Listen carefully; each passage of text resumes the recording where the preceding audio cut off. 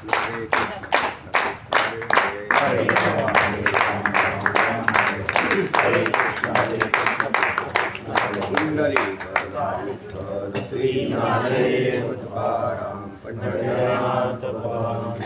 माऊली ज्ञानेश्वर महाराज की जय. जगद्गुरु तुकाराम महाराज तव नवा श्री शंकरानंद गुरुपादांबुजन्मने सविलास महामोह कर्मणे कुंडली श्री ज्ञानदेव पंढरीनाथ भगवान की जय. माऊली ज्ञानेश्वर महाराज जगद्गुरु तुकाराम महाराज सब संतन की जय. सांगा कोण सांगताय? शेंडे साहेब सांगतात.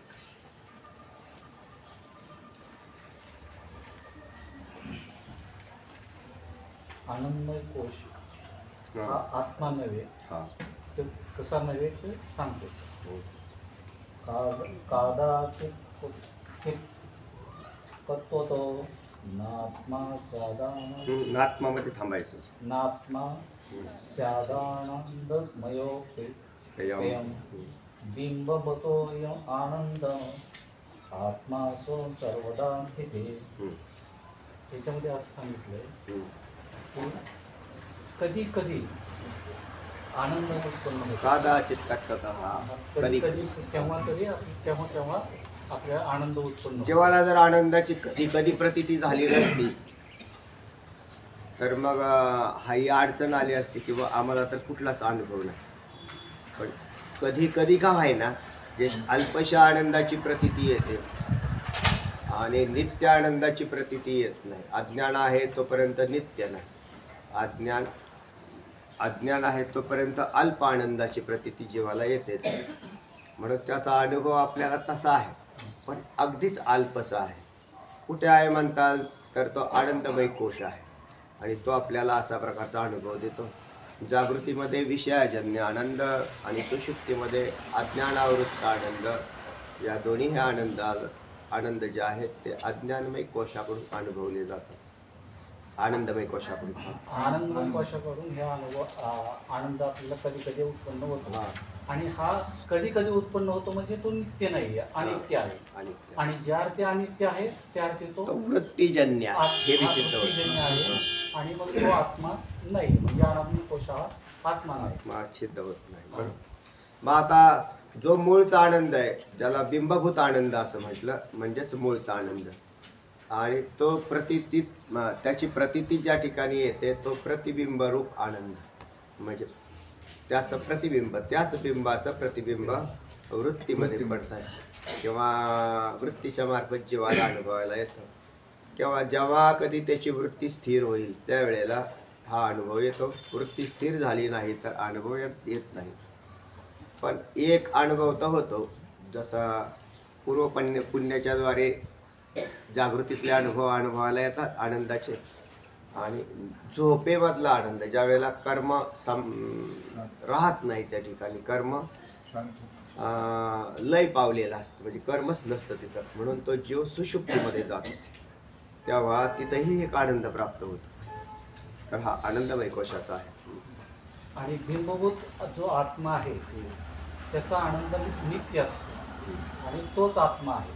जसं की आपण म्हणून अपरोक्ष अनुभवी जे पुरुष झाले तर ते नित्य आनंद स्वरूप बनले. त्यांना दुःख ते कैसे नाही स्वप्नाशी, त्याचं कारण नित्य आनंद स्वरूप झाले. स्वप्नात सुद्धा दुःख नाही म्हटले आमचे, आणि इकडे जीवाला स्वप्नात सुद्धा सुख नाही. स्वप्न पाहायला गेला तरी त्याच्यामध्ये घोटाळा असतो. तर तेव्हा अशा प्रकारचा विचार, म्हणून बिंबरूप जो आनंद आहे तो आत्मा आहे. पुढे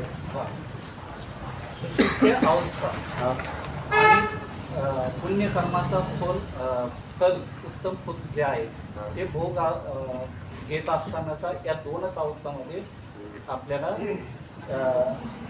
प्रतिबिंबित आनंदमय आत्म्याचा अनुभव येतात. प्रतिबिंबभूत आनंदमय कोशाचा आपल्याला आपल्याला म्हणायचं अनुभव येतो. हा, आनंद. आणि तो अनुभव हा काही नित्य नाही हा आणि तो नित्य नाही म्हणजे म्हणून तो आनंदमय कोश हा आत्मा नाही. बरोबर हे सिद्ध झालं. आपल्याला फक्त एवढं पाहिजे होतं की जो कधी कधी अनुभवाला येतो आनंद त्याला आम्ही आत्मा म्हटलो असतो, पण तो नित्य अनुभव यायला हवा होता आणि तसं होत नाही. पुढे हा तुम्ही असं म्हटलं की शंका केलेली की मग हा आत्मा नाही म्हणजे देहादी आत्मा नाही, प्राणमय कोश आत्मा नाही, मनोमय कोश आत्मा नाही, विज्ञानमय कोश आत्मा नाही, आनंदमय कोश आत्मा नाही, मग आत्मा आहे तरी काय आहे अशी तरी. शंका केली. बरोबर. मस्केताई कोश किती इथं कोणते? अन्नमय, प्राणमय, विज्ञान, मनोमय, विज्ञानमय आणि प्राणमय.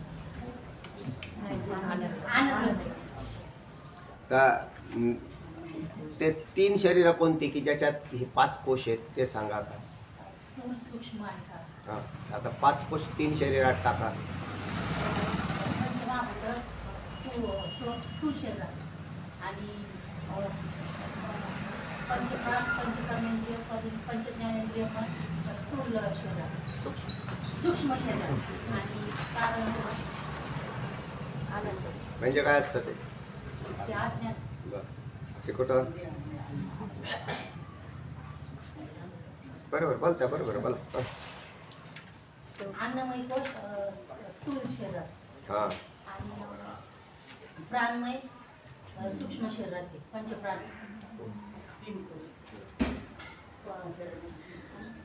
पंचप्राण आणि मनोमय आणि विज्ञान आणि शेवट कारण याचा आनंद नाही. प्राणांच्या कोशाला काय म्हटलं? प्राणमय कोश. प्राणमय कोश, पंचप्राण, पंचज्ञाने, पंचकर्मेंद्रिय, कर्मेंद्रिय. मनोमय कोश, मन अधिक 5 ज्ञानेंद्रिय. विज्ञानमय कोश, बुद्धी अधिक 5 ज्ञानेंद्रिय. हे तिन्ही कोश कुठे राहतात? बरोबर राहतात का जाते इकडे पळून पुढे? हे 3 कोश कुठे राहतात? सूक्ष्म शरीरामध्येच राहतात. अन्नमय कोश कुठे राहतो? स्थूल शरीरात राहतो. आणि आनंदमय कोश कुठे राहतो? कारण शरीराच्या अंतर्गत. म्हणून 3 शरीर 5 कोश. सांगा बरं तोरडून वाशी. 5 कोश आणि 3 शरीर कशी व्यस्त?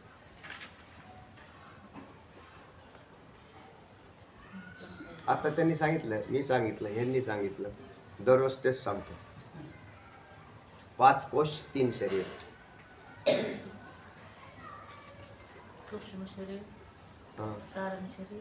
कुठल्या बी आदल्या मधलं इकडून तिकडून उचलून नाही सांगायचं, त्याला क्रम आहे का?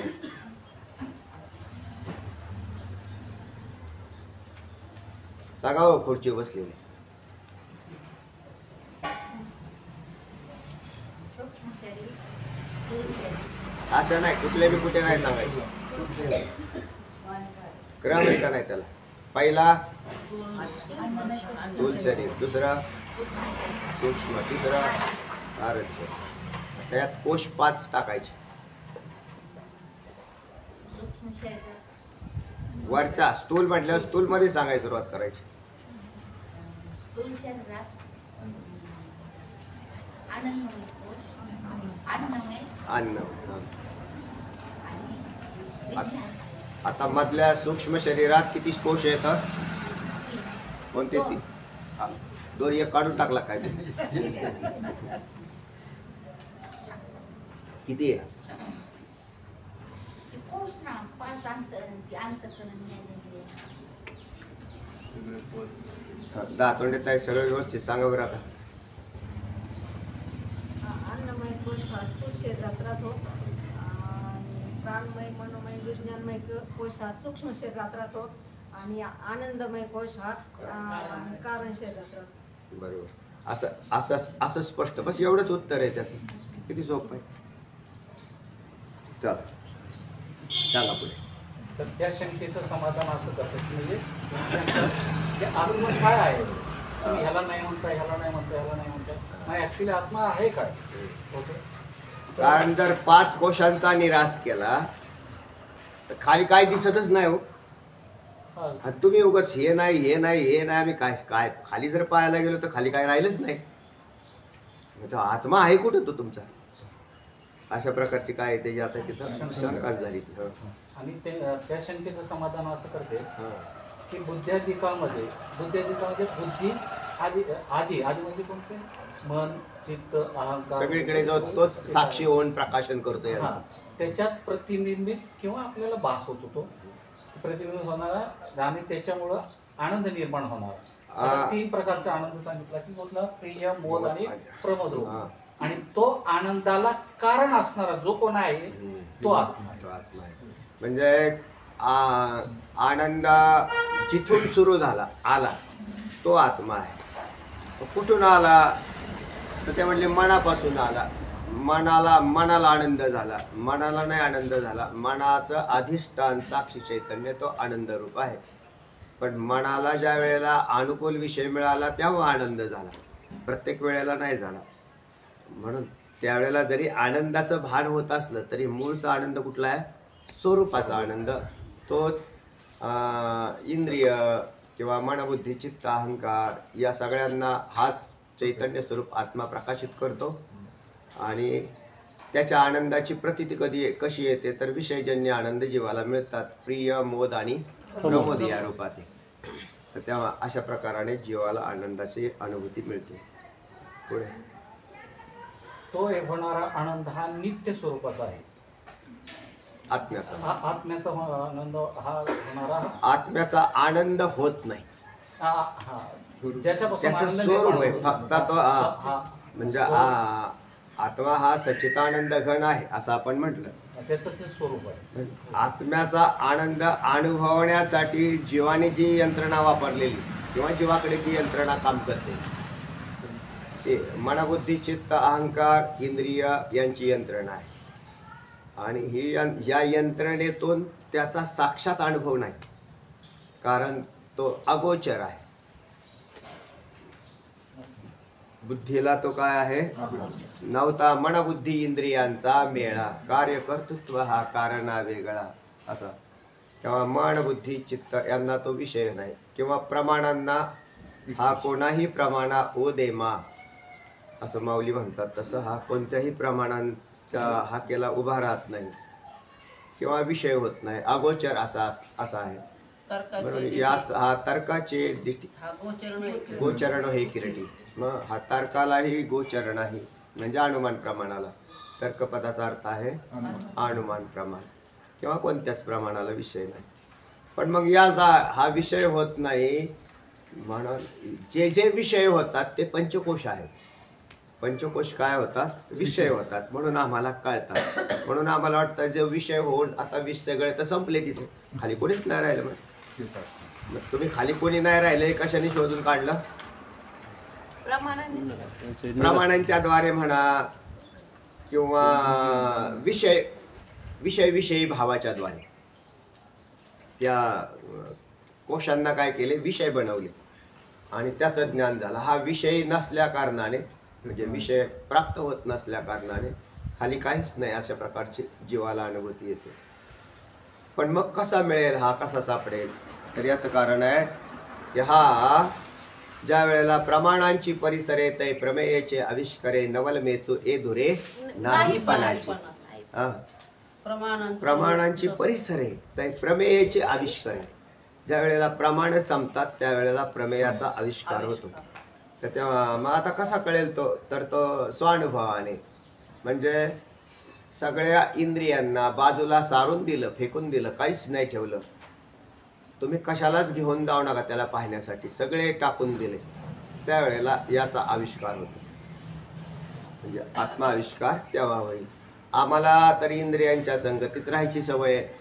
आम्हाला मनाच्या संगतीत राहायची सवय आहे. बुद्धीच्या संगतीत राहायची सवय.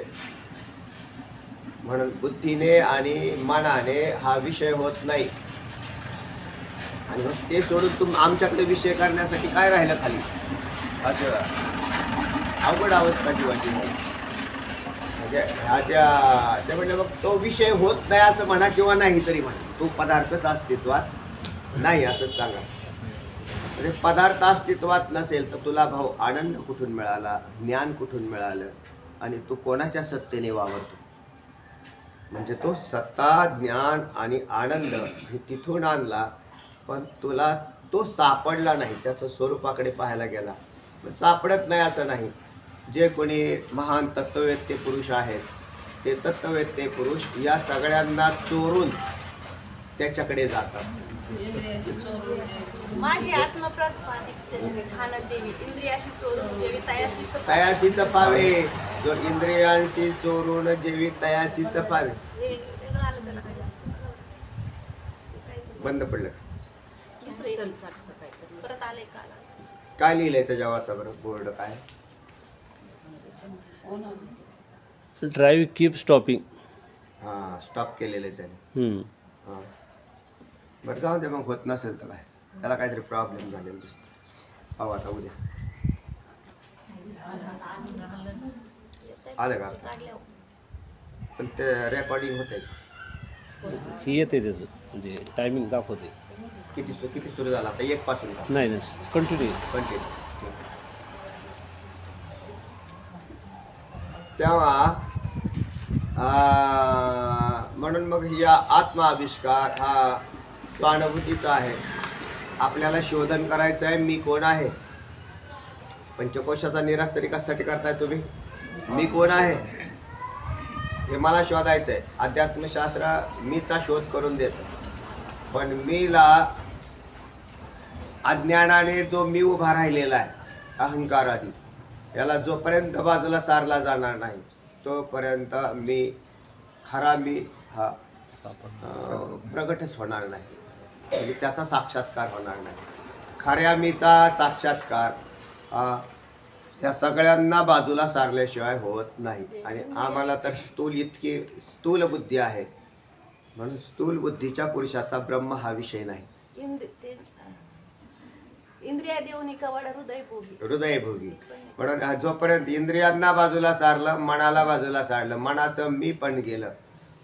उन्मणी मन झाल्यानंतर सावळे परब्रह्म भास. उन्मणी मन निवाले सावळे परब्रह्म भासले.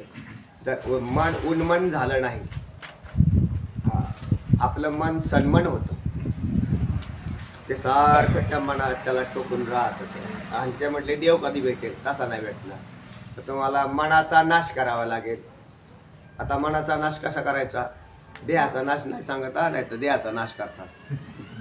मनाचा नाश म्हणजे मनाचा आरोपनाश आणि स्वरूपनाश असे 2 प्रकारचे नाश सांगितले. त्या दिवशी मी त्याच्यात टाकलेलं होतं, वाचलं का कोणी.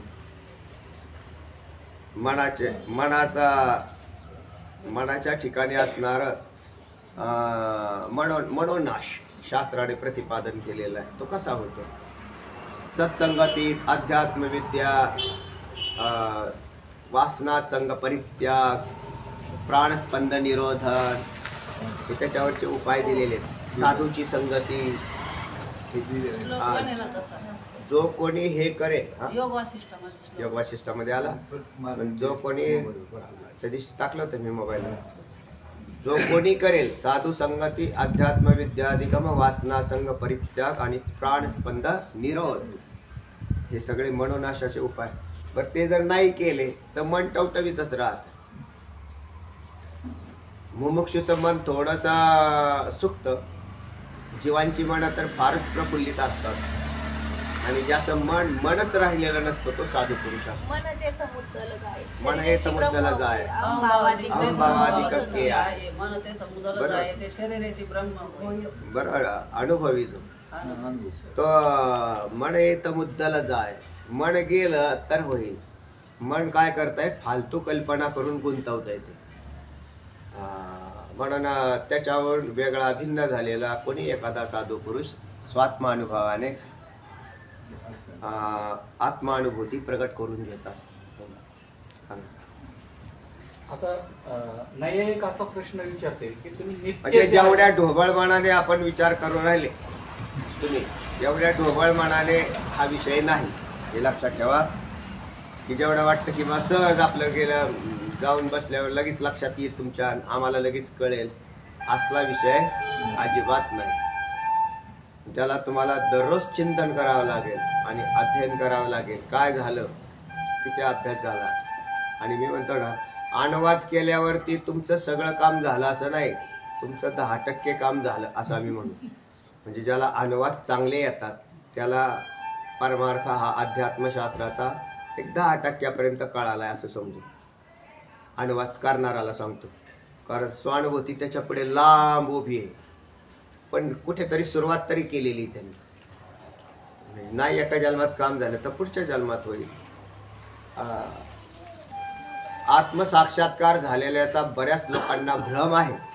नुसते अहम ब्रह्मास्मी म्हणून काय भागत नसतं. अहम ब्रह्मास्मी म्हणून असं तर काय किती बी बोलतील. म्हणून त्याच्यापेक्षा पुढे उतरून आत्मसाक्षात्कार त्याला इंद्रियांची कवाडं बंद केल्यानंतरच होतो.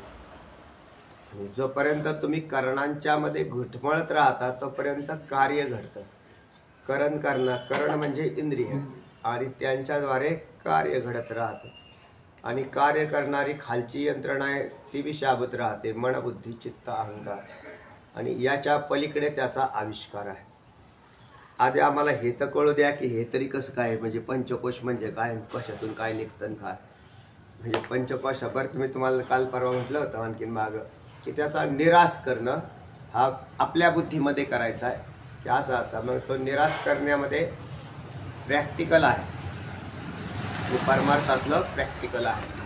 आणि ते एकांत स्थानात बसून त्या व्यक्तीने चिंतन करावं. जो मनुष्य एकांत स्थानात बसत नाही, एकांत स्थान म्हणजे बुद्धिवृत्तीला दुसरं आलंबन नसणं, याला मी एकांत स्थान म्हटलं. तर तुमच्या खोलीत बसले तरी एकांत स्थान होईल, पण त्याच्यात बसून का आहे ना, मी देह स्थूल देह नाही, सूक्ष्म नाही, कारण नाही, स्थूल देहांतर्गत येणारा अन्नमय कोश मी नाही, प्राणमय कोश मी नाही, मनोमय कोश मी नाही, विज्ञानमय कोश मी नाही. त्याच्यात सगळं ज्ञान त्याच्यात असलं पाहिजे. असं नाही की त्याचं कोशाचं ज्ञान बी नाही काय नाही, नुसताच म्हटला विज्ञानमय कोश मी नाही. कशाचा आहे म्हणजे काय सांगता येतो आपल्याला. त्याला काय तो निराश करेल डोंबलाचा, तो कसा बांधला, त्याची काय, ते एकच प्रश्न केला एका तर किती वेळ त्याच्यात प्रश्नाला प्रश्न जोडलेले. म्हणून सगळा प्रारंभापासून आतापासून कितीपर्यंत पूर्ण अभ्यास झाला ना तर तुम्हाला त्याचा रस उत्पत्ती होईल. आणि मग मात्र तुम्हाला सहज बोलला तरी तुमच्या लक्षामध्ये तुम्ही त्यावर तिथून बोलतात. महात्मा पुरुष इंद्रियांच्या मधून बोलत नाही, तर त्याच्या पलीकडे जाऊन बोलत असतो. आणि साधारण माणसं इंद्रियांना धरून ऐकतात आणि इंद्रियाप्रमाणे चालतात. म्हणून महात्म्याची वाणी वरून चाललेली असतील, ह्यांची वाणी इंद्रियाला धरून चाललेली असतील. आपल्याला असं वाटतं की आपल्याला लय कळतंय, ते आपल्याला कळत फिरत काय नाही, कारण आपण कुठे धरून कुठे चाललेलं आहे हेच माहीत नाही. चला सांगा पुढे काय. नैयायिक असा प्रश्न करतील की तुम्ही एक विभू म्हणजे वस्तू, व्यापक, विभू पदाचा अर्थ आहे व्यापक, आणि नित्य आहे त्याला जर तुम्ही एक म्हणण्यात आद्वय आणि विभू म्हणण्यात व्यापक. आणि जे नित्य आहे त्याला जर तुम्ही आत्मा म्हणता तर आकाश एक आहे, विभू आहे आणि नित्य आहे, तर तो आकाश सुद्धा आत्माच झाला ना, बरोबर असं म्हणते. तर त्याच्या प्रश्नाचं उत्तर असं किंवा समाधान असं आहे की आकाश हे पंचमहाभूताचं एक भूत आहे ते निर्माण झालेलं. आकाश कोणापासून उत्पन्न झालं? मायेपासून. तमगुण मायेपासून. आकाशाची उत्पत्ती सांगताना कोणता वेदाचं प्रमाण कोणतं आलेलं आहे त्या दिवशी सांगितलं मी तुम्हाला. इथंच मराठीत लिहिलं इथं, संस्कृत प्रमाण उच्चारण सांगा. आत्मना आकाश हा संभूतः, त्या परमात्म्यापासून सृष्टी झाली असं म्हणताना आकाश उत्पत्ती परमात्म्यापासून झाली असं म्हणतो. म्हणजे आकाश हे उत्पन्न झालेलं आहे आणि जे उत्पन्न होतं त्याचा नाश होणार. बिलकुल. ओके. आणि मग म्हणून ते काही नित्य नाहीये, म्हणून आकाश जो जो पदार्थ उत्पत्तीवान आहे तो नाशवान आहे, त्या पदार्थाचा नाश होतो. आणि आत्मा हा अज आहे म्हणून तो अज म्हणजे अजन्मा आहे. ज्याचा जन्मच झाला नाही. मग जन्म झाला नाही असा तर वंद्यापुत्र सुद्धा आहे, बरोबर आहे. वंद्यापुत्राचा जन्म झाला का? नाही झाला. मग आत्मा वंद्यापुत्राप्रमाणे आहे? नाही, कारण वंद्यापुत्र नाहीपणाने आहे आणि हा आहेपणाने आहे. हा काय गोचर होत नाही आपल्याला. मी काय म्हणतो तुम्ही काय सांगू राहिले? आहेपणाने आहे आणि नाहीपणाने नाही. कोण? वंद्यापुत्र आणि आत्मा आहेपणाने ते नाही म्हणतात.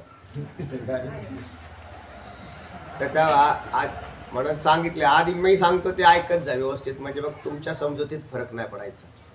तर तेव्हा आत्मा हा जो नित्य आहे, म्हणून नित्य शाश्वतोयम पुराणो न हन्यते हन्यमाने शरीरे असं म्हणतात. तो नित्य हा तो नित्य असा आहे. म्हणून देशकाल वस्तू परिच्छेदवान नाही, अज असा असणारा हा अजन्मा असा असणारा, याचा जन्म होत नाही म्हणून नित्य सिद्ध असा आहे. आणि आकाश उत्पत्तीवान आहे म्हणून आकाशाचा दृष्टांत आम्ही वापरतो, याचा अर्थ दृष्टांत सिद्धांत होतो असा नाही. काय काय वेळेला वापरतो. मग आता आकाश व्यापक आहे, ठीक आहे, त्याच्याकडे एक व्यापक नावाचा काय झाला, तोही उत्पत्तीवान. हे संपूर्ण अनंत ब्रह्मांड या ब्रह्माच्या टोकावर राहतात. एक ब्रह्मांड नाही, अनंत ब्रह्मांड एका टोकावर राहतात. आणि त्या ब्रह्मांडात आकाश आहे. एका सुईच्या अंकुशावरच्या टोकात अनंत ब्रह्मांड राहतात. त्याच्यात आकाश नावाचं भूत राहतं. तर सुईच्या टोकावरती ब्रह्मांड टाकली सगळी, एक नाही, अनंत ब्रह्मांड सुईच्या टोकावर टाकली. तर खाली राहिली किती जागा, किती राहिली शिल्लक? अमर्यादा, ज्याला काही मर्यादा नाही. म्हणून खरं व्यापक ब्रह्मच आहे, आकाश व्यापक नाही. तर सुईच्या टोकाच्या मध्ये सुद्धा त्याची व्याप्ती सिद्ध होत नाही. त्याच्यातही बाकीच्या भूतांना जागा दिली किंवा त्यालाही दिली आपण सगळी, तरी त्याचा म्हणून तर अत्यंत असं आहे.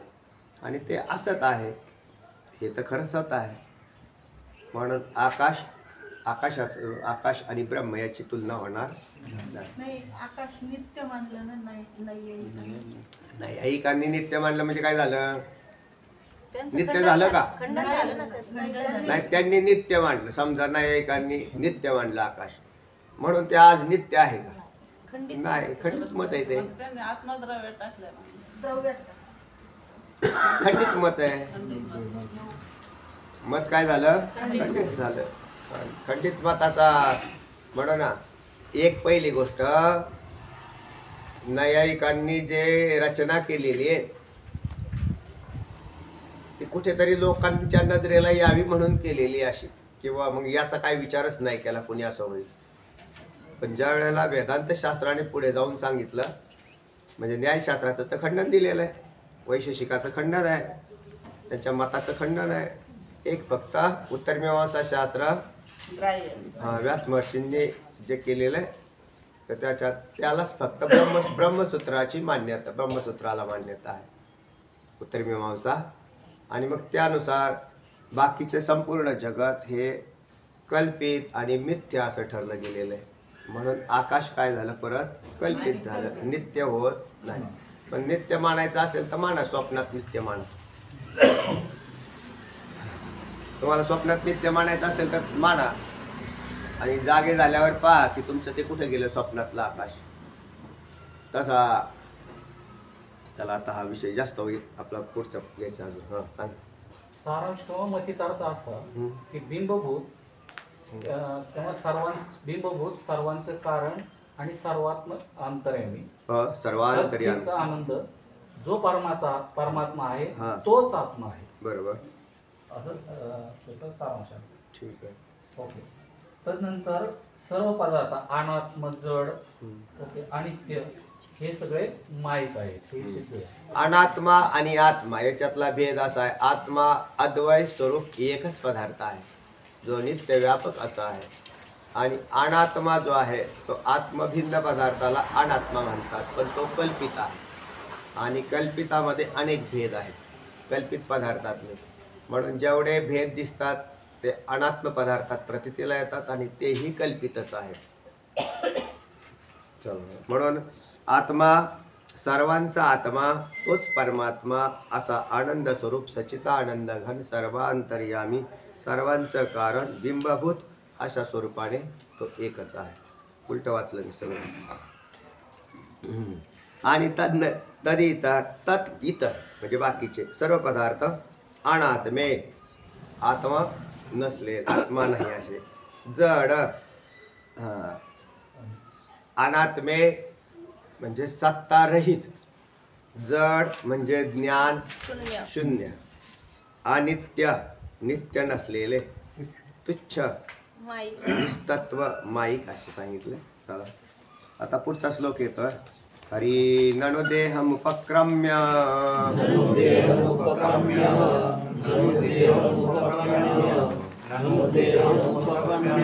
निद्रानन्दान्तवस्तुषु ननु देहमुपक्रम्य निद्रानन्दान्तवस्तुषु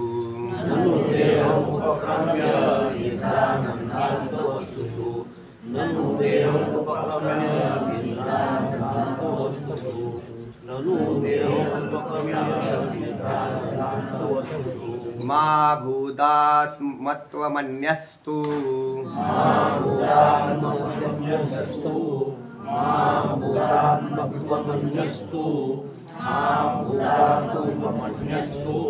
न कश्चित् अनुभूयते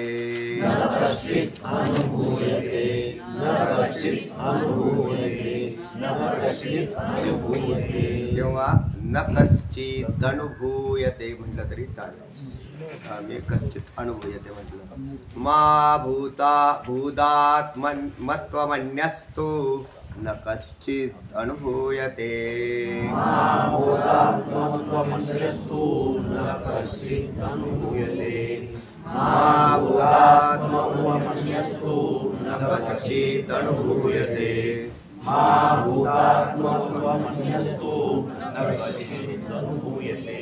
ननु देहमुपक्रम्य निद्रानन्दान्तवस्तुषु मा भूदात्मत्वमन्यस्तु न कश्चिदनुभूयते.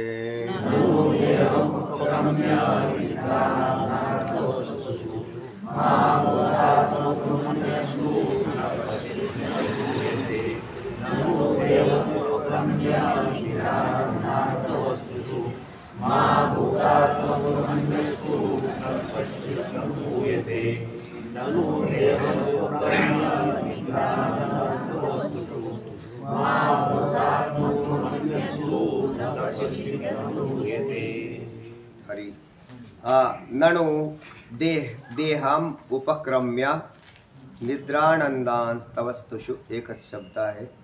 मा भूत आत्मत्वम अन्यः तु न कश्चित् अनुभूयते. ननु देहम उपक्रम्य निद्रानंदांस्तवस्तुषु मा भूत आत्मत्वम अन्यः तु न कश्चित् अनुभूयते. सांगा वैष्णव का. ननु देहम उपक्रम्य निद्रानंद वस्तुषु हाँ आत्मत्वम हाँ आत्म निद्रावस्तुषु माम मा भूतात्मन्य अन्य अन्य अन्य तू कश्चित अनुभूयते. ना सांगा बरं खालचा अनुवाद खालचा महाभूत ऐका. महाभूत आत्मत्वम न द कुठून काढला होता तुम्ही. अन्य तू अन्य हा तू अन्य तू न कच्चित अनुभूयते. न कश्चित् अनुभूयते. नणू पहा, नणू म्हणजे नसो, हे नसा नका. देहम उपक्रम्य, देहापासून उपक्रम सुरू करू. उपक्रम म्हणजे प्रारंभ सुरू केला. आणि निद्रानंदांस्तवस्तुषु, अगदी आनंदमय कोश असं म्हटलेलं आहे त्याला, की तिथपर्यंत गेलो. म्हणजे देहापासून सुरुवात केला म्हणजे अन्नमय कोश, वरच्या अन्नमय कोशापासून पार आनंदमय कोशापर्यंत शोधत गेलो. अहो पण नणु देहम उपक्रम्यम निद्रानंदांस्तवस्तुषु आत्मत्वम मा भूत, त्याच्या ठिकाणी कुठेच आत्मत्व प्रतीतीला येतं. एकाला सुद्धा आत्मत्व नाही, कुठेच प्रतीतीला येत आहे. आत्मत्व मा नाही, आत्मत्व नाही. भूतांच्या ठिकाणी आत्मत्व नाही. हे सगळे काय आहे? भूत आहे, भूत. अन्नमय कोश भूतकार्य आहे. प्राणमय कोश, मनोमय विज्ञानमय कोश भूतकार्य आहे. आनंदमय कोश इथंही भूतकार्य प्रतीतीला येतं. म्हणून हे देहापासून कारण शरीरापर्यंत म्हणजे आनंदमय कोशापर्यंत गेलं, त्यावेळेला त्यातल्या एकाला सुद्धा आत्मता नाही. ठीक आहे. अन्य हा तू कश्चित न अनुभूयते. पण आम्हाला सांगा, अन्य हा तू म्हणजे परंतु, तू पदाचा अर्थ काय? परंतु. परंतु अन्य हा कश्चित न अनुभूयते म्हणजे दुसरी पण ह्याला नका का नसाना असं आम्हाला म्हणायचं. म्हणजे याला नसले तर नसा का नसा, हे भूतच कार्य आहे, हे थोडं कळालं आम्हाला. पण याला जरी नसेल तरी अन्य दुसरं काही नाहीच आहे ना, कुठंच काही नाही. म्हणजे दुसरा आत्मा अनुभवायला येत नाही, प्रतीतीलाच येत नाही. त्याच्याशी नंतर खाली काय आहे ना, जसं तुम्हाला सांगितलं का इथे काय आहे. आता इथे आपल्या मंदिराच्या समोरच्या ही फरशी ना, इथे काय कोणती वस्तू आहे? काहीच नाही. काहीच नाही. बरोबर आहे ना. इथे काहीच नाही असं तुम्ही म्हणता, पण तिथे आकाश आहे का नाही? आहे ना. म्हणजे काहीच नाही, कारण आकाशाला जमाच करत ठेवतच नाही आपण, बेरजेतच धरलं नाही. एखाद्या माणसाला सांगितलं जा बरं तिथलं ते हे घेऊन या, काय टाळ घेऊन या. कुठं ठेवलाय महाराज? म्हणले देवाच्या समोर टाळ ठेवलाय, तेवढा घेऊन या. त्याला सांगितलं टाळ घेऊन या, तर तो गेला आतमध्ये आणि तो म्हटलं महाराज तिथे काहीच नाही, देवाच्या समोर काहीच नाही.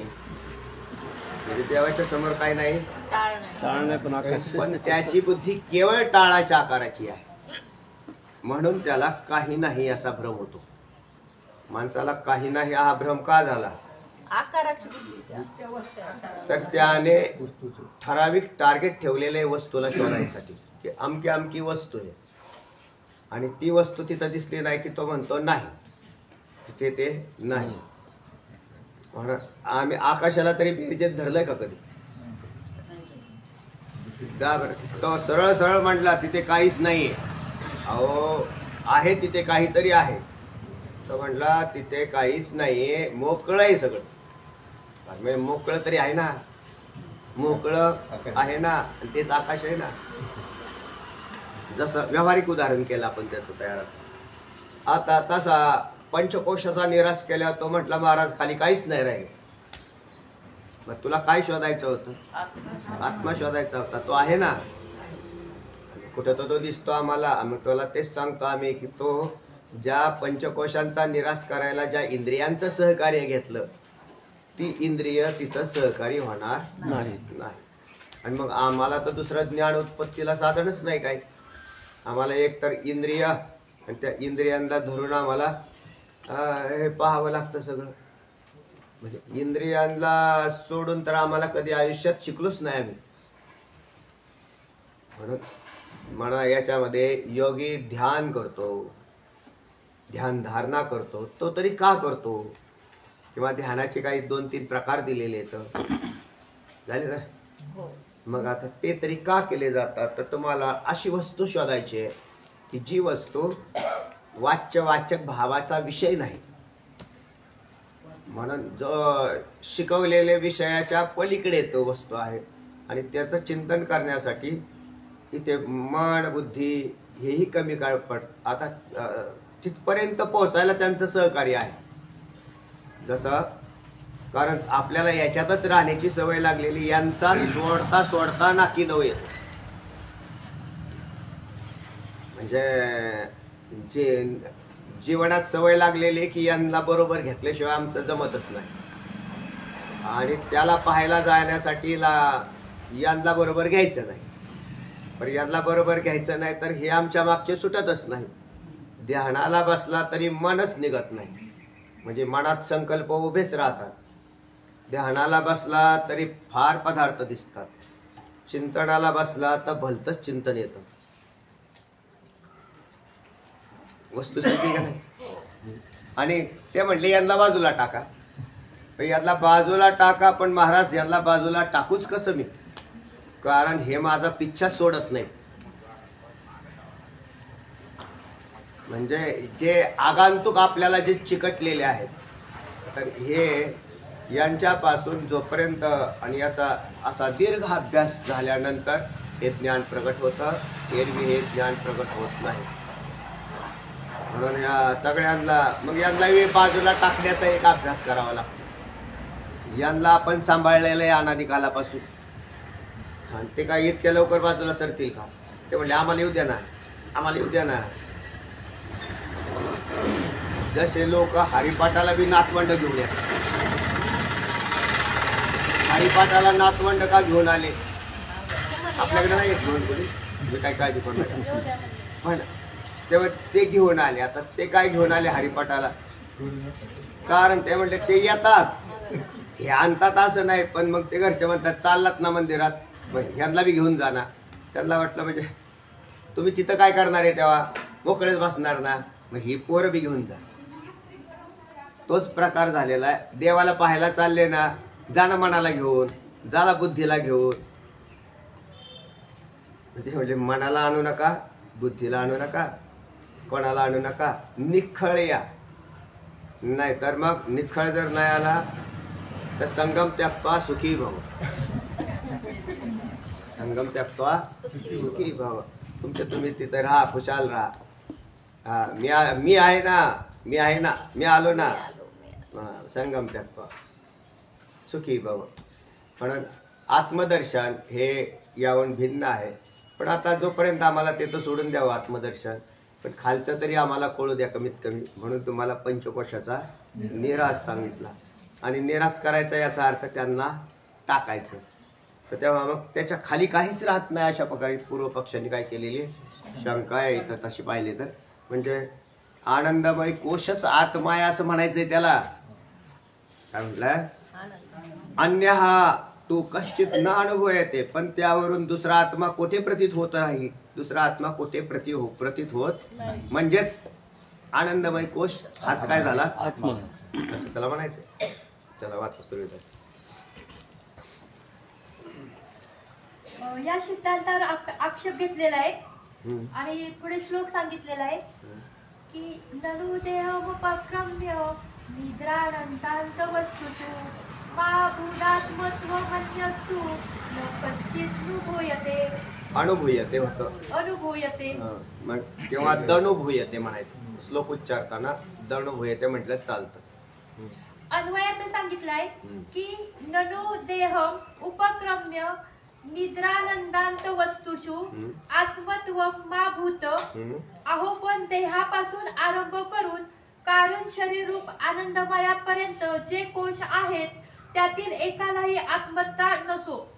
त्यातल्या एकालाही आत्मता म्हणजे त्याला म्हणायचंय नसले तरी काय अडचण नाही. मला काय कळालं ते की ह्याला आत्मता नाही. पण अन्य हा तू कच्चित न अनुभूयते, पण त्याहून दुसरा आत्मा कोठे प्रतीत होत नाही. बरोबर. आता त्याच्यातही सगळ्यात शेवटचा कोश आहे ना, तो धरला जाणार आहे. म्हणजे इथे पकडेल कोण? कारण शेवटचा आधार कोणता आहे वृत्तीला? आनंदमय कोशाचा आहे, किंवा कारण शरीर शेवटचं. कारण शरीराला लागून खाली लगेच अधिष्ठान चैतन्य लागतं. पण आम्हाला कारण शरीराचा त्याग करायला आम्ही गेलो तर म्हणजे तिथपर्यंत गेलो त्यावेळेला आनंदमय कोशाची प्रतीती राहते आणि तिथेच बुद्धी मन काम करतं. त्याच्यापेक्षा खाली जात नाही. आता त्याच्या खाली मन बुद्धीला घेऊन जायचंच नसतं खरं तर. म्हणून त्यांचं विसर्जन तिथंच करायचं असतं. पण अशी सवय वृत्तीला नसल्याने तो म्हणतो पण दुसरा आत्मा कोठे प्रतीत होत नाही. होईल तरी कसा? कारण तू कशाने शोधतोय? बुद्धीने शोधतोय, बुद्धिवृत्तीने. म्हणून बुद्धीची दृष्टी न लिगे काय ते इंद्रिया किरजोगे होईल काय? मनाची नखी न लगे, बुद्धीची दृष्टी न रिगे ते इंद्रिया किरजोगे होईल काय? की मन आणि बुद्धीलाही विषय नाही म्हणून त्याच्या पलीकडे तो आहे. म्हणून प्रतीत होत नाही तर चांगलीच गोष्ट आहे. कारण प्रतीत झाला असता तर आम्ही सुद्धा त्याला आत्मा म्हटलं नसतं.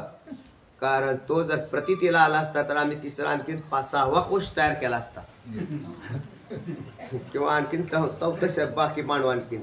कारण जो प्रतीतीला येतोय ना तो आत्मा नाही.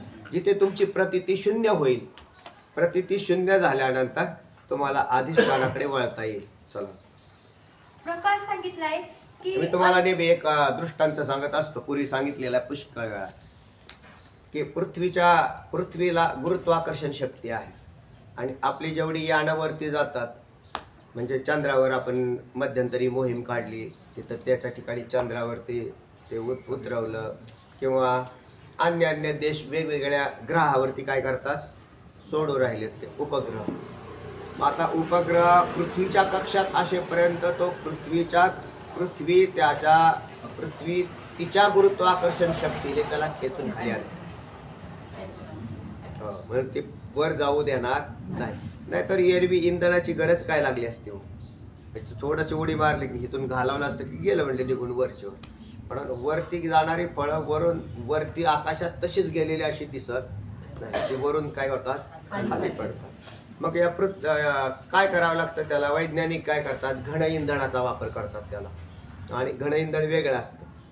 आणि मग तो खाली टाकीचा स्फोट करून त्याला काय केलं जातं, वरती पाठवलं जातं. ते म्हणून खाली प्रेस केलं, म्हणजे खाली दाबलं त्याला. आणि तो वैज्ञानिक सिद्धांत आहे, त्याला अनुसरून त्याला काय अडचण नाही. आणि मग ते वरती गेलं. पण ते कुठे वरती कुठपर्यंत त्यालाही जावं लागेल? आता त्याला जास्त प्रतिकार कुठून होणार आहे? पृथ्वीच्या कक्षेत होईल. कारण तो ते गुरुत्वाकर्षणाने खेचले जाईल. पण त्याच्या वरती गेल्यावर ते सुट्ट चालतं ते,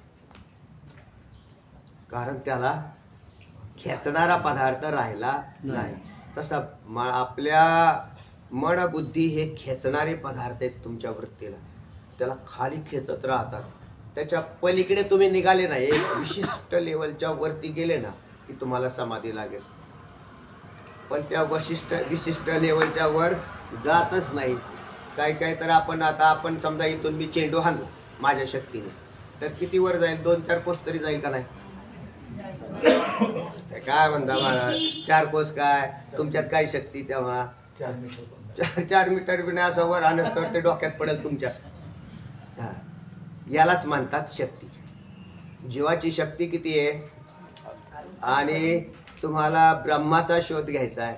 जर त्याच्यात घन इंधनाचे साठे तयार नाही केले तर तुम्हाला आकाशाला सुद्धा छेदून जाता येणार नाही इथल्या पृथ्वीच्या गुरुत्वाकर्षण शक्तीला. तीच अवस्था इथं आहे. म्हणून तत्ववेत्ता दुर्मिळ आहे. आपल्याला असं वाटेल की आम्ही झालो तत्ववेत्ते, ब्रह्मज्ञानी झालो. हो, बरं, द्या सोडून. कारण आपली शक्ती किती चाललेली, काम किती चाललेलं आहे आपलं. आता होणार नाही असं नाही, पण अवघड मात्र नक्कीच आहे. म्हणून फार तत्ववेत्ते नाही या विश्वात, तत्ववेत्ते नाहीत असं नाही, पण फार नाही. आणि त्याच्यातही प्रॅक्टिकली जर पाहिले, म्हणजे त्यांचे ते खरोखरच तिथपर्यंत पोचले, तर जे कोणी स्वानुभव प्रकट करतील ना, तर त्यांनी अति कठोर परिश्रम घेतलेले असतात. त्याला ते सांगा, हे काय सांगण्याची गोष्ट नसते. ते म्हणजे बाबा काय केलंय बा, तुम्ही काय करतात त्याच्यात? काय नाही, वाचन करतो. वाचन केल्याने कुठं ब्रह्म भेटतं का? साक्षात्कार होतो का? वाचन केल्याने होणार नाही, पण वाचनाशिवाय होणार नाही. पण म्हणजेच त्याला काय करावं लागेल? पुष्कळ सायास आहे, पुष्कळ सायास आहे. आणि बरं, पण मग एका जन्माचं काम नाही ठेवलं त्याच्यासाठीच त्यांनी. मग ते एका जन्मातून दुसऱ्या जन्मातून तिसऱ्या. पण मागच्या जन्मात केलेलं तुमचं वाया जाणार याची गॅरंटी, की ते वाया नाही जाणार. पण मग लगेच साक्षात्कार व्हायला पाहिजे असं नाही. आणि जर व्हावाच असं वाटत असेल तर तुम्हाला तसे परिश्रम करावे लागतील. इतकं सोपं नाही. परिस्थितीने जर आपल्यावर तिचा म्हणजे चांगली त्याच्यावरती जर चांगली अवस्था त्याची जर चांगली असेल तर साक्षात्कार होऊ शकतो. पण मग त्याला गुरुवाक्याच्यावर नितांत श्रद्धा ठेवून आपल्या बुद्धीला पूर्णतः बाहेर फेकून देऊन चित्त पूर्णतः एकाग्र करून आणि अशा प्रकाराने सायासाची पुष्कळ साधना केल्यावर एक दिवस नाथ महाराजांना जनार्दन स्वामींनी सांगितलं. जनार्दन स्वामींनी पाहिलं की नाथ महाराजांची स्थिती चांगली होती, यांना कळत होतं सगळं, विषय सगळा कळाला, सगळा आत्मसातही झाला.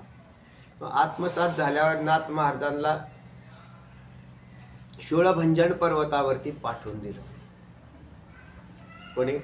जनार्दन स्वामी. कशाला? ते तर ऐकलंय ना, म्हटले सगळं ऐकलंय नाही म्हटलंय, तर अनुभव सिद्ध करण्यासाठी एकांताच्या स्थानाची आणि निधिध्यासनाच्या द्वारे किंवा समाधी तरी साधून दोन भाग आहेत त्याच्यात. लौकिकातल्या योगाची समाधी वेगळी आहे आणि ज्ञानाची समाधी वेगळी आहे. तत्वज्ञानात समाधी हा विषय भिन्न आहे आणि योगामधला समाधी हा विषय भिन्न आहे. योगामध्ये बी अष्टांग योग हठयोगाच्या समाध्या वेगवेगळ्या आहेत, त्याच्यातलाही भिन्न भिन्न भाग आहे. आणि मग त्याच्यात मग नाथ महाराजांना तिथे पाठवून दिलं त्यांना. तर त्याच्यात त्यांनी ते काही महिने त्यांनी तिथं काही दिवस त्यांची ती साधना चालू होती. ते म्हटले मी कधी मग त्यांनी सांगितलं ज्या दिवशी तुला काही विशेष असं ज्या वेळेला अनुभवाला येईल त्या दिवशी तू माझ्याकडे परत यायचं. ज्या दिवशी तुला विशेष असं काहीतरी घटना घडेल, प्रसंग होईल. आणि मग नाथ महाराजांनी ते शूळभंजन पर्वतावर ही साधना केली. पण आपल्याला आपली साधना कशी असते माहिती का? आपली साधना असते काय काय न्यायचं, खायचं काय तिथं गेल्यावर, स्टोव घ्यायचा का, बांधून न्यायचं का? अबे तुम्ही खायला चाललेत का साधनेला चाललेले? तुमच्या डोक्यात विचार गॅसची टाकी घ्यायची का, छोटी मिळते काय हो, हे आपल्या कुठे साधना आहेत का? पण त्या हे साधना नाही, हे परत चिंतनच झालं. चिंतन वेगळं आणि साधना जे पण त्याच्यामध्ये असं आहे अगदी भिन्न होऊन वृत्तीचा निराश करून देहाचा निराश करून देहाच्या निराशे पाविजया ठाया माझी आईसी काया जवळ म्हणतात तसा जोपर्यंत हा निराश करत नाही आणि मग एकांत सेवन करून कुठे का व्हायना देवदेव नाही करावा. देवदेव पुष्कळ झाले तुमचे, देवदेवाने काय होत नसतं याने. त्याला ते साधनाचा असा भाग करावा लागतो. नाही तर चालले म्हणजे आम्ही आता महाराज आता फिरूनच येतो म्हटले, कारण तुम्ही सांगितलं ना आता आम्हाला आम्ही देवालाच जाऊ नये. काय त्या देवाला तिकडे तुम्ही आता काय सांगावं बा. पण अशा प्रकारचे हे वृत्ती आहेत लोकांच्या, बहिर्मुख झालेले लोक. आणि काय ब्रह्म साक्षात्काराचे लोक आहेत काय असे काय उपयोगाचे नाही. म्हणून ते आस्तेची या महापुरी रिगताच पोटलीवरी परी प्राप्ताच्या पहिलं तरी विपाईला निघे. हा हेच खरं आहे. सगळे नाही निघे, 4-2 सुद्धा नाही निघणे, कारण त्याच्यातही घोटाळाच आहे सगळं. चला वाचा. प्रकार सांगितलाय की अन्नमयादी सर्व कोश अनात्मे आहेत असे जे तुम्ही म्हणता आणि श्रुती स्मृती व युक्ती यांच्या योगाने सिद्ध करिता ते जरी क्षणभर खरे मानले ठीक आहे. अन्नमयादी सर्व कोश अनात्मे आहेत असे तुम्ही म्हणता आणि श्रुती स्मृती युक्ती यांच्या योगाने सिद्ध सुद्धा केलेले बरोबर आहे. प्रमाणाने म्हणजे श्रुतीने, प्रमाणाने. श्रुती स्मृती हे काय आहे? प्रमाण. प्रमाणाने युक्तीने आणि अनुभवाने पदार्थाची सिद्धी केलेली. अनुभवाने आता इथं अनुभवाचा विषय नाही आला पण युक्ती आला. आणि श्रुती स्मृतीला काय म्हणतात? प्रमाण म्हणतात. कोणतीही वस्तू गोष्ट सांगायची झाली, एखादा सिद्धांतिक भाषा बोललो तर म्हणजे महाराज तुम्ही जे आत्ता बोलले ना याला काही प्रमाण आहे का? आम्हाला तुम्ही कोणतंही सांगितलं तरी आम्ही मान्य करू. कोणतं म्हणजे श्रुतीचं सांगितलं तरी चालेल. वेदाचं श्रुती म्हणजे वेद, स्मृती म्हणजे भगवद्गीता, पाराशर स्मृती आहे ना, धर्मव्याद स्मृती असे अन्य भरपूर स्मृती आहेत, एक स्मृत्या नाही. अष्टावक्र गीता तीही काय स्मृती आहे. तर तेव्हा काय एक यातलं प्रमाण सांगा बरं. ते जरी नसेल तुम्हाला आठवत तरी आम्हाला संतांचं प्रमाण सांगितलं तरी आम्ही काय करू, मान्य करू. कारण हे नामदेव महाराज सांगतात, हे तुकोबराय सांगतात, हे माऊली सांगतात, असं सांगितलं तरी चालेल. म्हणून गोष्ट कशाने सिद्ध होते, प्रमाणाने. बरं दुसरी गोष्ट, प्रमाणाने सिद्ध असलेली गोष्ट हे पटते युक्तीने. म्हणून पटण्यासाठी काय लागते, युक्ती लागते. बुद्धीला ग्राह्यता धरायला प्रमाण लागतं आणि तो खरोखरच तो पदार्थ तसा आहे का हे चोखाळण्यासाठी अनुभव लागतो. म्हणून या 3 गोष्टी आवश्यक आहेत. कोणत्या कोणत्या, प्रमाण, युक्ती आणि अनुभव. तर हे ज्या याने म्हणजे तंतोतंत तुम्हाला त्या वस्तूचं प्रत्यक्ष ज्ञान होतं. तरी ते म्हणतायत ते की श्रुती, स्मृती व युक्ती यांनी युक्तीवर आटोपलं, अनुभव शब्द नाही टाकला. पण आम्ही बोलताना काय सांगत असतो, अनुभव. तुमच्या त्या पदार्थाचं आम्ही लाख वेळा वर्णन केलं, पण अनुभव काय, महाराज फारच गोड पदार्थ आहे, फारच गोड पदार्थ आहे, अनुभव काय. ते म्हणजे आम्ही नाही खाल्ला, पण असे सांगत होते. सांगत होते ना, आम्हाला सांगू. कारण ते तुम्ही काय करताय, सांगत होते याचा काय करताय, अनुवाद करताय. सांगत होते म्हणजे अनुवाद करता तुम्ही. तुम्ही खाल्ला नाही, मग ते काय अनुभव. म्हणून सर्वात श्रेष्ठ कोण असतो, अनुभव असतो. म्हणून तयांचे बिसाट शब्द सुखे म्हणो येती वेद, तरी सदैव सच्चिदानंद कान व्हावे. माऊली नानावराय म्हणतात, त्यांच्या मुखातून जे बिसाट शब्द ब्रह्मविषयक येतात, बिसाट मोजून मापून तोलून काहीच नाही, तर ते अनुभवाचे बोल असतात. आणि जो कोणी एखादा शिक्षित असतो, साधक असतो, तो अभ्यास करून तेवढंच पाठ करतो, तेवढं पाठ करून तेवढं सांगतो. त्याला जर मध्ये शंका फिंका केली तर तो फार काय करावं, आपल्याला हे असं एवढं सांगितलं होतं. म्हणून अनुभवजन्य भाग वेगळा आहे आणि पाठांतराचे भाग वेगळे आहेत. चला पुढे. जे जरी क्षणभर खरे मानले व त्यांच्याहून कोणी निराळा एखादा आत्मा आहे असेही घटनाभर समजले, तरी तो निराळा आत्मा कसा व कोठे आहे याचा आम्हाला तर काही कधी पत्ताच लागला नाही. आम्ही कधी अनुभवला नाही का, नाहीच आहे. नाहीच आहे ना, तुम्हाला तो अनुभवताही येणार नाही, कारण तुम्ही त्याचा अभ्यास केलाच नाही.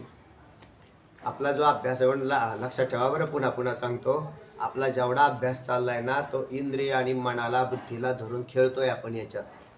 आणि आत्म्याचा आविष्कार हा त्याच्या पुढे आहे. पण आम्हाला कमीत कमी ही संसारात लागलेली बुद्धी तरी बाहेर काढून इकडं आणली, एवढं त्या बुद्धीचे उपकार आहे. नाहीतर मग हे तरी कळालं कसं काय असतं बा. म्हणून बुद्धी आहे तर चांगली गोष्ट आहे, पण बुद्धी आहे म्हणून मी श्रेष्ठ आहे अजिबात नाही. मी पुष्कळ अध्ययन केलेलं आहे, पुष्कळ ग्रंथ सोडवले आहे, पुष्कळ चिंतन केलेलं आहे म्हणून मी श्रेष्ठ आहे अजिबात नाही. तर मी त्या परमतत्वाचा अनुभव घेतलेला आहे. असा कोणी भाग्यवान पुरुष जर असेल तर तो पुरुष श्रेष्ठ असा. म्हणून बाकीच्या सगळ्यांना मग आपली हीच अवस्था आहे. महाराज काहीच दिसाना, महाराज काहीच दिसाना. मग तुम्हाला सोपं सांगावं लागेल, तुम्हाला ब्रह्मदर्शन पाहिजे का, कानात बोटं घाला, डोळे मिटा, आणि मग तुम्हाला काय दिसेल, ब्रह्म दिसेल. म्हणजे आमच्या एका गुरुजींनी मला हातप्रयोग दिलताना बरं, त्याच्यात प्रयोग करायला मी जुनी गोष्ट आहे, किती वर्षाची असेल, मी लहान होतो, म्हणजे 8वी 9वी 10वीला त्यावेळेसचा. कारण मग त्यावेळेला मग हा 9वी 10वीचाच काहीतरी असणार. बघा बाई, पिसाळ मामांनी अनुग्रह दिला होता आपल्याला. वा, तर तो त्यावेळेला मी कितीला होतो, चड्डी घालून तर गेलो होतो 8वीला. पण माझा मग त्यांनी ते बंद दार खोली बंद करायचे. बर ठीक आहे. दत्त संप्रदायाची दीक्षा. आणि मग त्यांनी ते ही काय झालं ते म्हटले आता तुम्हाला मी साक्षात्कार करून देतो. म्हटले बरं ठीक आहे. म्हणजे आपल्याला आता साक्षात्कारच होणार आहे. कशा पण मला याच्या गोष्टीचं ज्ञान पूर्वीच होतं पहिल्यापासून. कारण मी 4थी 5वीत असताना प्रश्न करत होतो मी कोण आहे आणि मी कुठून आलेलो आहे, मी कशासाठी आलेलो आहे, हे माझे 4थीतले प्रश्न आहेत. की ज्या वेळेला त्या मुलाला काहीच कळत नाही डोंबलाचं की वस्तुस्थिती सांगतो बरं का, म्हणजे ह्याच्यात काहीच नाही. म्हणून मग मी आमच्या गावातले जे श्रेष्ठ होते ना त्यांना लोक काय म्हणायचे किंवा हे मोठा माणूस आहे धार्मिकतेतला, मग त्याला जाऊन भेटायचो मी आणि वस्तुस्थितीनुसार त्यांना विचारलं किंवा आमच्याकडे लोहार मामा होते त्यांना ते अशी गंधन बिंधन उघडे असे चालायचे ते असे. मग मला वाटायचं हे मोठे साधू असले पाहिजे. आणि मग मी त्यांना जाऊन भेटलं लोहार मामा. त्यांना म्हटलं मी कोण आहे याचं मला ज्ञान हवं आहे. ते म्हटले अरे तू काय बावळट झाला का रे, तू दात्या आहेस ना, कोण आहे तू कोण आहे. तर बावळट कुठला, जा घरी. मी कोण आहे मी कोण आहे. त्या आलो माघारी पण माझ्या प्रश्नाचं उत्तर मिळालं नाही. मग ते म्हणून मग मी ते चिंतन करायला सुरुवात केली. पण मला मग त्याच्यानंतर शाळेचा अभ्यास परत सुरू झाला. ते 10वी 12वी कॉलेज केलं. मग त्याच्यामध्ये पण तरीसुद्धा मी कॉलेजला गेलो तरी हे आध्यात्मिक शास्त्र पाहायचो. आणि नवनाथाचे ग्रंथ तर किती पारायण झाली त्याची काही माप नाही. तर त्याच्यामध्ये त्याचे उत्तरे येतात. पण हे ज्ञान गुरुमुखातून ऐकल्याशिवाय उत्पन्न होत नाही. म्हणून ते तसंच दाबून राहिलं. म्हणून तर मला इकडे यावं लागलं. तर हे प्रारब्ध नाही याला पुण्यहीच म्हणायची ती. आणि पुण्याई शिवाय हे असंभव गोष्ट आहे. आणि मग त्यावेळेला कारण जर तुम्हाला शंकाच नाही मी कोण आहे तर तुम्ही कोण आहे हे आम्ही सांगून देऊन काय फायदा. आणि तुम्हाला शंकाच नाही आम्ही कोण आहे, साहेब आहे. हा आपण कोण म्हणजे कलेक्टर आहे. आता तो ज्याला हे ज्ञान परफेक्ट आहे मी कलेक्टर आहे तर त्याला तुम्ही सांगितलं अहो तुम्ही कलेक्टर नाही, ते म्हटले ह्यांना उचला आणि तुरुंगात नेऊन टाका. हे काय ते मला कलेक्टर मानत नाही.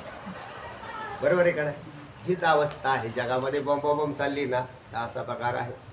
तर तेव्हा याच्यासाठी चिंतनाच्या द्वारे त्या आत्म्याचा आविष्कार होतो. हा म्हणतो पंचकोशाचा निराश संपलेला आहे आणि इथं आत्मा तर काही दिसत नाही. तर आत्मा कुठे तो दाखवा आम्हाला, याचा पत्ताच लागत नाही. वाचा. याचा पत्ता लागत नाही तेव्हा त्याचा कधीच अनुभव येत नाही असा एखादा पदार्थ आहे असे मानण्यात तरी तात्पर्य कोणते. जर समजा मग असं मांडण्यामध्ये किंवा पत्ता लागत नाही त्याच्यात परत शंका केली, तिथं प्रश्नचिन्ह टाकलं त्यांनी या तरी मग असा एखादा पदार्थ आहे असे मानण्यात तरी तात्पर्य कोणते. काय तात्पर्य तुमचं ते नसलेल्या पदार्थाला तुम्ही काय करताय मान्यता देता. तर तेव्हा याला अनुसरून पुढचा श्लोक येतो. तर आता नंतर पाहू. कुंडली करदायुक्त श्री पंढरीनाथ भगवान की जय. माऊली ज्ञानेश्वर महाराज की जय.